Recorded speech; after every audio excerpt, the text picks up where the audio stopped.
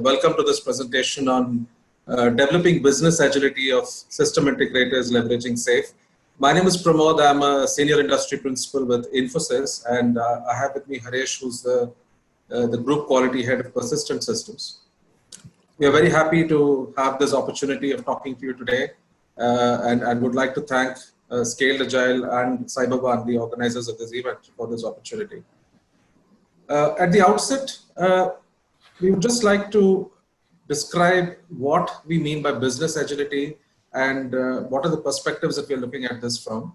We are looking at business agility from two broad perspectives. One is the customer, client, market-facing perspective, and the second is a more inward-looking internal perspective, which is about how SIs could leverage SAFE for becoming more agile internally.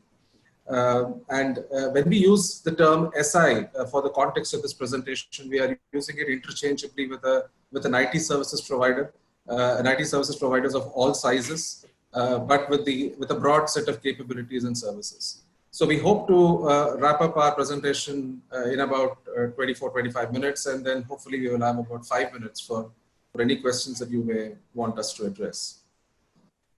To start with, we need to really understand the current market landscape in which all system integrators operate. It is a highly competitive marketplace, something that is characterized by an increasing commoditization of services. Now, SIs have evolved and matured their service offerings over a period of time, but there is always this increasing risk of commoditization. There are huge cost pressures which have to be contended with. Clients are always demanding greater value for the buck. SIs are under immense pressure to deliver up to client expectations. The other very common feature is that most SIs operate in a multi-vendor environment for a client.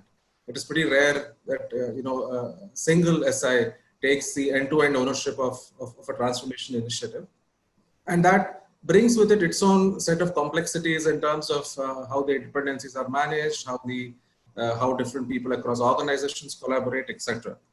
And finally, there are these large deals which really are bread and butter for SIs, and all SIs are after them. These are the ones which require SIs to bring together a very varied set of capabilities, services across the organization to solve a particular customer problem or situation. Let us spend a few minutes understanding how the nature of work done by SIs has evolved and how that is linked to the whole agility and scaling of agile, etc. If one goes back a few years, the term system integration has always been associated or viewed from a very technology-centric lens. And largely, SIs have been focusing on very technology-centric activities, which you see in the run the business bucket here, which is about maintaining applications, building applications, infrastructure support, etc., and also taking ownership of end-to-end business processes from a business process management perspective. But over the years, SIs have really moved up the value chain, and we see a significant shift in terms of the revenue that they derive from changing from run the business to the transform and the change the business categories. Now, when we are referring to change the business, we are essentially talking about the integrating the existing platforms, building new capabilities on top of them, whereas the transformation space is all about the new, the digital transformation, the omni-channel capabilities, which everyone wants to build, the user experience, new product development, etc. And it is in this context that Agile is rapidly becoming the delivery model of choice. This was not the case even 4 to 5 years ago. Majority of engagements done by SIs were still leveraging waterfall, but that has quickly changed. And given the kind of programs that SIs do, which are pretty substantial in terms of size, duration, number of people, etc., it is but natural for SIs to leverage scaling frameworks across client organizations. And it's a critical part of what they deliver and how they deliver value to their clients. Having looked at this context, it is also important to understand the way in which SIs usually source business and the impact it has on the choices that they make and the choices that clients make. SIs have usually adopted a framework agnostic approach when it comes to scaling Agile, And this is for very understandable reasons. I mean, if a client says, for example, that they want to leverage disciplined agile framework or some other framework, SIs will not walk away from that deal. They need the business, so they will usually go with what the client says. However, the problem with this approach is the opportunities to really don a consultative hat, look at a client context in its entirety, and make some really value-added suggestions sometimes get lost. And it's useful to see this through the prism of the two broad scenarios where through which SIs gain business opportunities or win business. The first is responding to client requests through proposals or RFPs as they're called. Usually these are very time-boxed, intense affairs where clients issue a document and there are different people from within the SI, different service lines. They come together, try to stitch together a solution. The focus is really on meeting the RFP requirements. And if you take this scenario, usually the client has already made their decision about what framework to use, how they will scale agile even before they've issued the RFP. Although there could be some exceptions, there could be some variations there, but by and large, that is the trend. The proactive pitches, on the other hand, give the SIs the flexibility to understand a client context more, which is not really there in the RFP scenario. A lot of assumptions are made about the client context. So here, the SIs can come up with a customized solution, offer more value-added solutions, and basically try to shape the transformation agenda more actively than being a passive participant and being focused more on execution rather than strategy. So what role can SIs play and in what sort of scenarios SIs could really position safe for their clients? Our view is that there are 3 to 4 key points which are very relevant in this context. The first is these enterprise solution delivery or large programs which cut across multiple lines of business in clients, involve very interdependent systems, complex integration, etc. So those are prime candidates for SIs to position safe as a delivery construct. The second category is new product and platform development, and today SIs are doing a lot of co-creation with clients, and a lot of innovative contractual models are also coming into play, outcome-based pricing, etc. And in those sort of scenarios, SAFE can definitely play a role, especially if products are to be built, maintained, and sustained over a long period of time for the business growth of clients. The third aspect, and many SIs are doing this already, is to really pitch for running agile release trains as a managed service, which is take end-to-end ownership of an art and run it as a managed service. Some SIs are also doing a very good job of consulting upfront, defining the value streams, designing the implementation agenda, and taking an overall view there. While these 3 aspects that I just talked about are still largely in the execution realm, although there is a bit of proactivity involved in terms of consulting, there is one area where we feel SIs can still play a more proactive role, and that is really about portfolio level optimization. When SI sales folks have conversations with clients, a key agenda is always about how cost optimization is going to be achieved, how return on investment on account of agile initiatives is going to be realized. And a key thing here is how the funding practices of client organizations need to change. And we all know how hard that is. We all know how difficult that is, especially because SIs work with these large enterprises which have a significant legacy. It is in these contexts that things such as lean portfolio management could really play a very proactive role and help SIs become more consultative and help shape the agenda, as I said earlier, rather than react to the agenda that's already defined. So having described the scenarios, just to share a quick summary of how Infosys has implemented SAFE. We've done it for many clients and we continue to do that, but we've also done this, we also applied SAFE for the product development for our flagship core banking platform, which is Finacle, which really serves 16% of the world's banked population, and we have clients in across 100 countries all over. And the key driver to adopting SAFE for our Finacle product teams was essentially to be able to respond to business changes in a very controlled and effective manner. And as you would agree, the banking sector is a very highly regulated, sector. There are a lot of business changes that keep coming in very frequently. These are country specific. Some of them are sort of regulator specific. So to help achieve this, SAFE was chosen as the framework. We started with a hybrid model. Not everybody got into an art. So there were people who were in arts, who were outside arts, but we managed to get everyone to work off a common backlog and with a common cadence as well. And over a period of a year, we really saw some very significant results, which you see here. 8 arts launched, covering about 3 value streams, about 800 people associated with all the arts that we launched, and some great outcomes as well. Reduced time to market, reduced cost per feature point, and something that will appeal to all the agile enthusiasts out here. We saw a very significant increase in trust and communication among the team members as a result of a survey that we did. So this is a published case study on the SAFE website, and please feel free to go through it to understand more details at your leisure. So to summarize, our viewpoint on how SIs can really leverage SAFE for better business results is really centered around 3 key pillars. Firstly, enabling the client-facing groups, which basically refer to the sales and the pre-sales teams. These are the guys out there in the field having conversations with clients, and there is still a significant gap in their understanding of SAFE and the knowledge of how to position it in client conversations, and we feel this is a gap that needs to be addressed.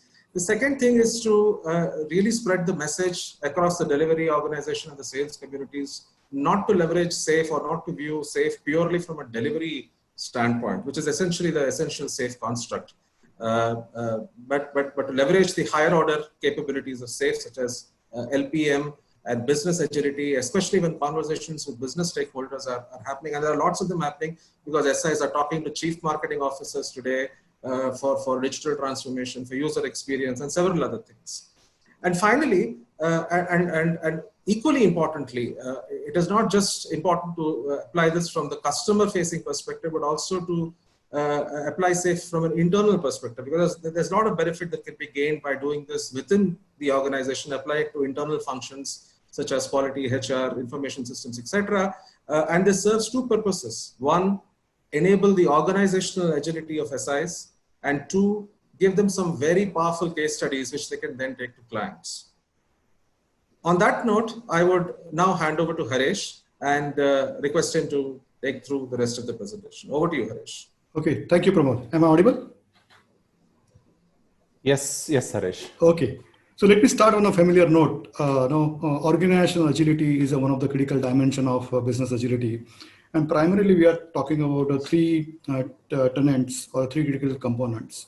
Lean thinking people and agile teams, where the lean agile mindset and ways of working is not limited to the product development or the solution delivery alone, but spanning across the entire enterprise. And how do we ensure that members of the organizations goes about understanding the SAFE principles, embracing the lean agile mindsets, and lives by the values described into the agile manifesto.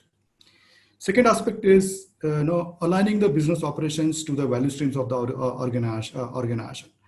And a third dimension is about reacting to the market environment. That how does organization goes about adjusting to the market changes and the opportunities that market is throwing us on the organization. And in the current context of the business, all 3 are equally critical for system integrators to embrace. Let's move to the next slide. So I'm going to talk to you about a specific organizational agility aspect of the function that I run for the organization, that is delivery and operations excellence function, or in a broader terms, lean agile center of excellence. How does this function has adopted the organizational agility principles and brought the agility to its own operations and contributed towards the organization success?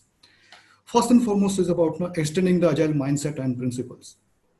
Most of us are agile coaches. Have we imbibed the value of lean agile mindset and lean agile principles in our day-to-day life? Okay, what does commitment, alignment, courage, focus means to us? What does focusing on a value mean to us? And how do I ensure that each and every member of my group have understood this agile mindset and principles in their day-to-day life? So we sort of help of our leadership development group. We conducted a lot of behavioral analysis, games, understand some of the aspect of self-awareness through these games, and try to bring it this as a part of the operations. Second is aspect, and then one of my most favorite principle of the SAFE principle is organization, organized around the value. Typically, the enabling functions have been looked at as serving the internal customer. What we at Persistent are telling is that enabling functions are not there to serve internal customers. They are the partners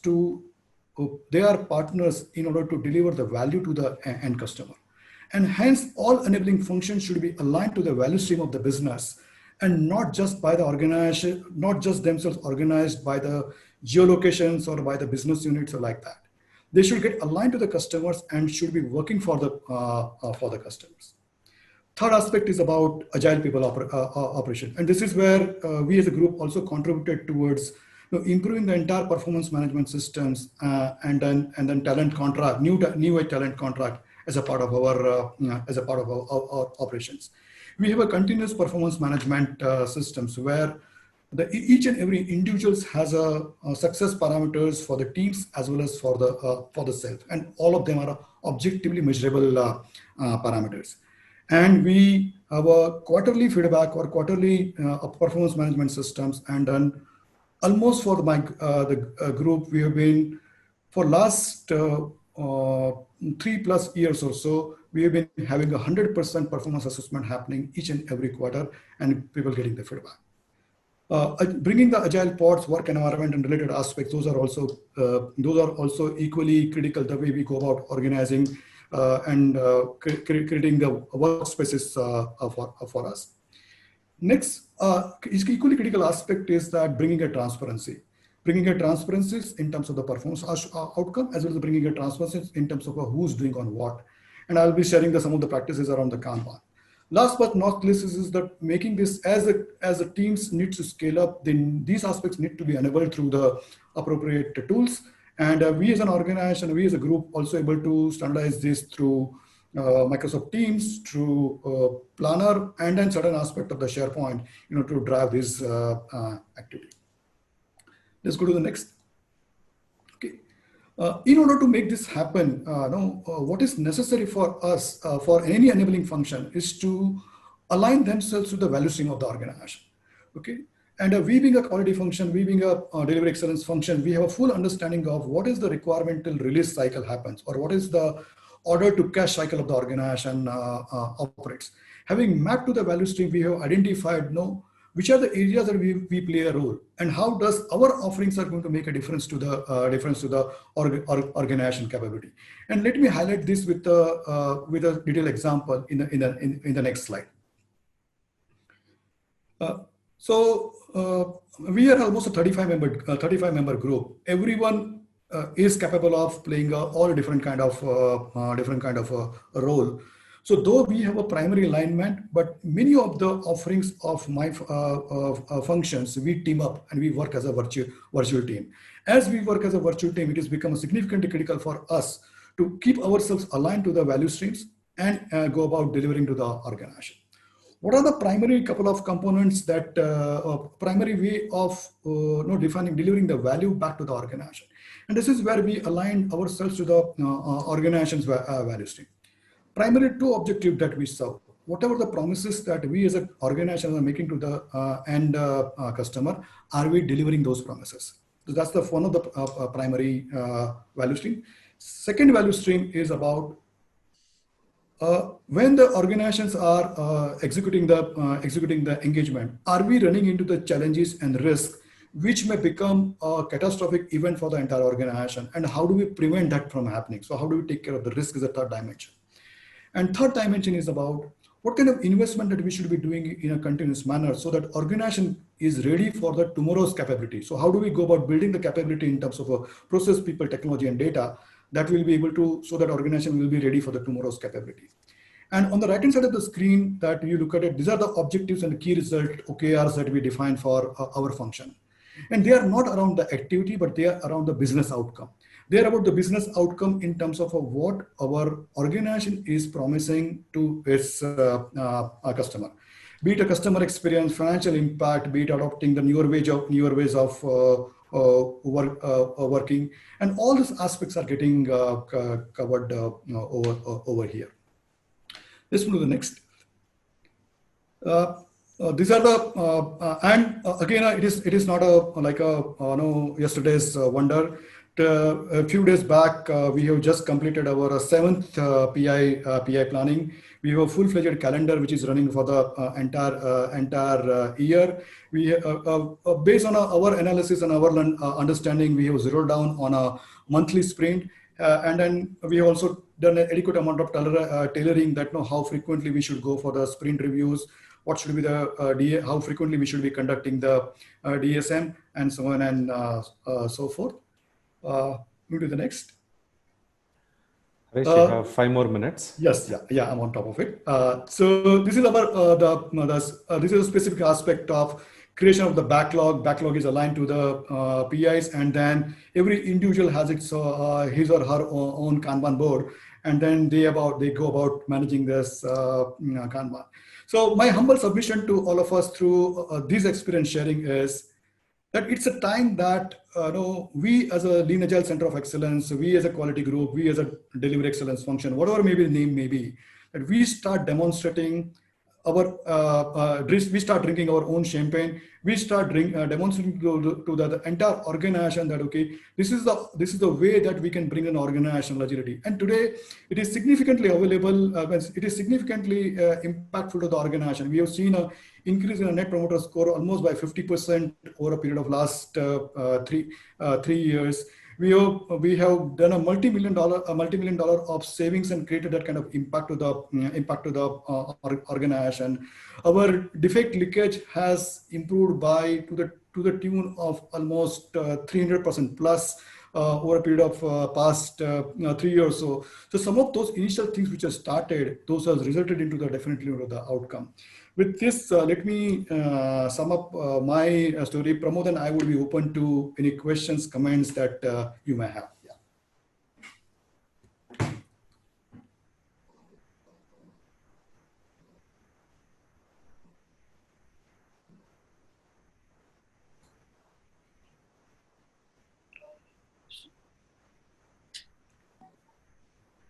Okay, we have 3 more minutes chance to ask for questions. I think again, Haresh and Pramod will be there hopefully throughout the day. And you can always ask them questions, connect to them as well. We have some more time for questions. And if they're okay, they can also hopefully stay back for another 5 minutes to just answer the questions while others take a lunch break. So sure. The lunch. I have a question actually. Go ahead. Right. So this is great, and thanks for sharing, Pramod and Haresh. Just wondering, with all this progress which is happening, is there a way that we have been able to baseline the building of the competencies? I mean, as you know, that there is now business agility assessment, which has been available for some time now. And we talk about all these metrics. So metrics have been baselined, I understand, and of course, those metrics are being measured as well. But is there a way that you've already started utilizing the competency maturity, so as to speak, within the organizations? So Pranjal, let me just answer this, and Haresh, I would request you to add. Sure. There are already quite a few mechanisms that we put in place to address the aspect that you referred to. And the competency maturity is from several perspectives. One is the ability to apply agile principles at an individual level, the ability of a particular function to be agile, and several business functions, including some of our sales people, have started applying agile principles and agile ways of working as a matter of routine. Business agility assessment, I think there is still some ground to cover before we actively deploy that internally across large SI, and also probably take it to clients. We can certainly do that in a specific context, but from an internal perspective, there is still some ground to cover is what my view is. Haresh, you may want to add. Yes, so Pranjal, it's quite a valid point.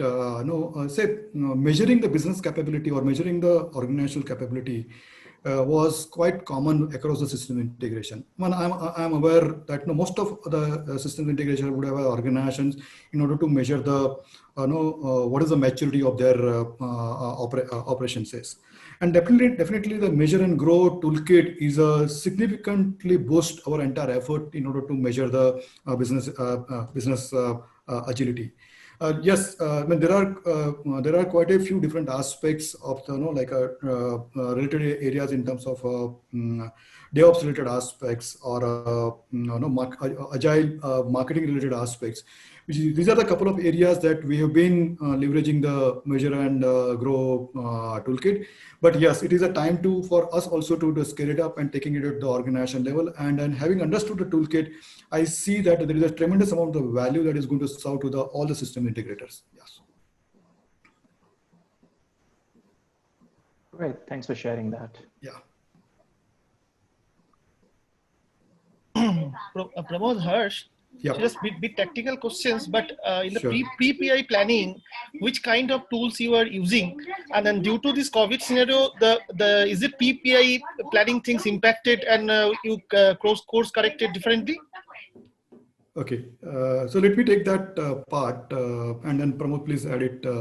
So yes, so there are two aspects of pre-PI planning I would like to add it. One is that, okay, pre-PI planning that we do it for our customers. So I have multiple large programs which are going on leveraging the Scaled Agile framework, and then we need to go through the pre-PI planning activity. So some of the virtual collaboration tools, the Safe Collaborate, as well as the Miro, which are the two we have been leveraging primarily for the pre-PI planning as concern. Okay, for my internal teams, I'm going with simple Excel-based tools. Of course, we are a team of about 35 members, and hence our requirements may not be that complex. Requirements are also quite predictable related aspect. But yes, those parts that we are able to, they are able to do it. During the COVID scenario, what changes have come? That probably the pre-PI planning, which we used to start maybe a week in advance, now might be happening at least a month in advance, because there is a lot of to and fro is happening. The product managers need to get involved. We need to manage the different kind of time zone. So some of those aspects are definitely play a role in terms of performing some of these activities. Yes, yeah. Pramod, would you like to take it? Yeah, sure. Yeah, sure, Haresh. Just to add to what Haresh said, so when the pandemic hit us, we were definitely challenged in terms of continuing with our SAFE programs. And the challenge was not specifically about pre-PI planning or a set of tools, but really winning client confidence that we could continue to deliver in this scenario. So we did several things. We came up with a distributed agile playbook, which has resonated very well with our clients. We have done several remote PI planning sessions globally across time zones, and because we really delivered agile programs in a distributed manner. And all this has given our clients enough confidence that it can be business as normal, even in this abnormal scenario. Okay. And maybe just to add to one last point over here, for me, the testimony of organization agility as an Indian industry is about today more than 90% of the organizations are working remotely. Okay, work from work from anywhere. It is also not from work from home or home per se. And as an organization, it is not that, okay, like whatever this is a sort of a tipping point. This is a tipping point for us as an industry where all system integrations need to start thinking about it. Okay, how are we going to now really scale it up from a program level to the portfolio level, and from portfolio level to the enterprise level in terms of business agility is concerned. And this is where I feel that, okay, we as agile coaches, we as the torch bearers of the organization change and tomorrow's capability building have a significant role to play. And then Scale Agile as a framework is going to support us for the same. Yeah. Thank you guys. Okay, there was one question on for Pramod. Is there a way to get our hands on the Safe Digital Playbook? I know you only can answer that. Okay, well, it was not we didn't create a safe digital playbook. We created a distributed agile playbook, which is really a set of best practices to deliver in this scenario, and several aspects of that covered safe as well. I'm not sure if we can share that. So it may be proprietary to Infosys, but I'm happy to share a gist of it offline if any of you are interested. I'm happy to do that. Yeah. That's good. Okay, with that, I think there is one question, Ashwini, if I may take it up. Sure, it is from Inderpreet Kaur. How easy or difficult it has been to measure business gains resulted from a safe implementation? Not really. So if we bring up measurement at the forefront, setting up the objectives and key results is one of the fundamental aspect of the program setup, then this becomes a much more simpler and easier aspect. Okay, and this is where one of the practice that I would like to recommend is that okay, for any programs that you wish to run, or any product team, or any art that you wish to launch, set up objectives and key result ahead with the approval of business leaders. And once we are able to do that, measuring the in-process measuring the in-process metrics, collecting the data, comparing it, and then showing the needle movement becomes much easier. And then thanks to the capability building and focus on the metrics, most of the system integration has a quite rich data sets with them because of their metrics program, and we should be able to bring those aspects much more simpler and effective way. Yeah.